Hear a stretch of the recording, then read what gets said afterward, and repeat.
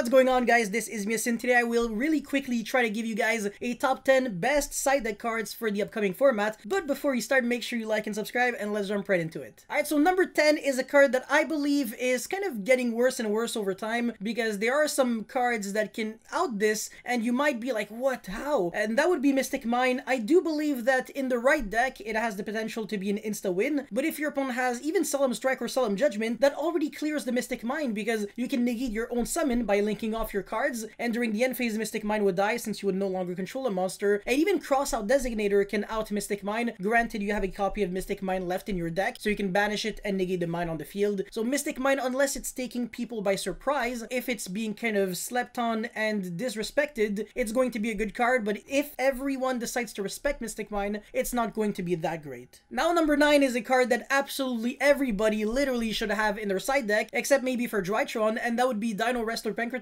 So if you can play the card, please play it, because it's insane going second against both control and even combo decks. The impact of the card is just insane. It's a free special summon with a lot of attack, so you can even jump over Appaloosa for 3, and then after that pop a card, quick effect, so even if you didn't have to use the card on your own turn, you can still use it during your opponent's turn for an extra interruption on top of that. Number 8 is Nibiru. Great side deck card, not too great in the main deck. It's insane against Salamangreat and Prank Kids as well, but it's not fantastic against Drytron. It has kind of no guarantee, kind of does nothing against Tri-Brigade, ironically, and against Virtual World, it depends. Sometimes it's great, sometimes it's horrible, because your opponent can make Crystal Wing on summon number 5, and also your opponent can just randomly make like Shen Shen in 3 or 4 summons. Exactly just like in Drytron, it has no guarantees.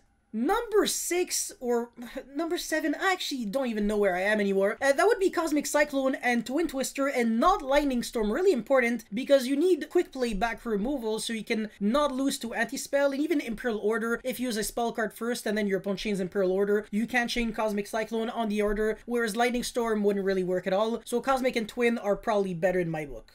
Alright, number 6 would be Solemn Judgment. This card is really good in combo decks post game 1, because you can protect your full board from Dark Ruler, Forbidden Drop, and all those annoying cards. In control decks, you can protect yourself from Lightning Storm, Duster, evenly. It's like a side deck card for side deck cards. It's hard to explain, but it kind of works, just like a Pointer of the Red Lotus. You side in the card and then you use it right away on your opponent's standby or whatever. Look at your opponent's hand, make him lose 1 card. The issue is that when you break, a Pointer of the Red Lotus is a bit less good. In a grind game, it literally does nothing at all. Now, Jewel and Logbird is probably one of the better hand shops to side against the combo decks. So against Drytron, Virtual World, and Tri-Brigade, it's pretty good. Sometimes against Tri-Brigade, it randomly does nothing, and against Virtual World, they can kind of play around it, but against Drytron, your opponent would need like an insane, overpowered hand to be able to steal full combo. Sometimes people just have to rely on, you know, making Masquerena with 1 monster, or making the Drytron Meteonus, whatever, the big 4K attack monster, and can't really do the full board with obviously a bunch of cards in hand, the Ava Search and the Herald of Ultimateness, because that would be like 6 searches or something insane like that. Yeah, Jewel is really good.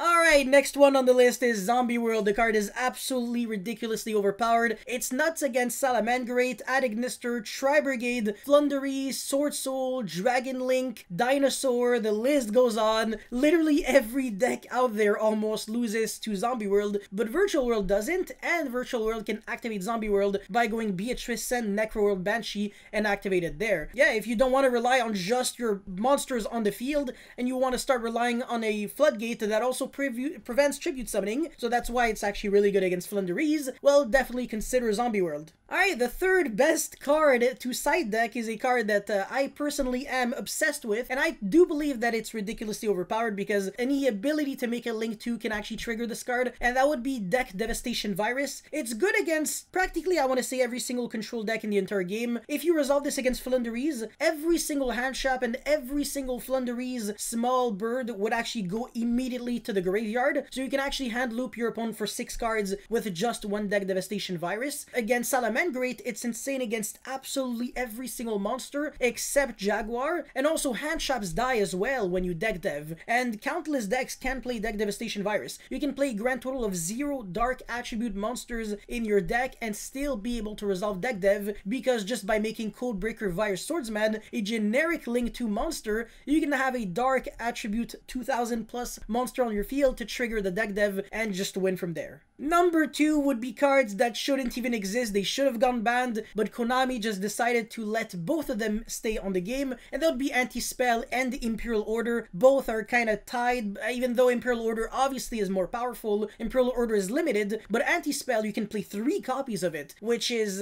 just a little weird. Obviously, you can draw these cards going second against Sky Striker, and it would still be really, really good. And against every other deck out there, even combo decks, Anti-Spell, Imperial Order are just insta-wins. And last but definitely not least, I do believe that Artifact Lancia would be the best card to side deck right now. It's insane against Tri Brigade, it's ridiculously good against Virtual World, and obviously against Flunderies, it's pretty nasty because the Flunderies monsters wouldn't get banished, so your opponent wouldn't be able to recycle back anything. The Field Spell also does nothing, the pot cards are unusable. Literally the majority of the Flunderies cards just are absolutely irrelevant. It's a hand trap that isn't once per turn as well, so you can negate like Call by the Grave if your opponent is trying to use it against you. It's a card that you can search with Ben 10 in the Drytron deck, so it's even better if you are playing Drytron, but if you're not playing Drytron, it's still just as good. You can even Artifact Sanctum into it, but at this point you might as well just Sanctum into Scythe. I think it's probably a little bit more appropriate. But yeah, that's pretty much it for my top 10 best side deck cards for the upcoming format. Make sure you let me know your thoughts in the comment section below.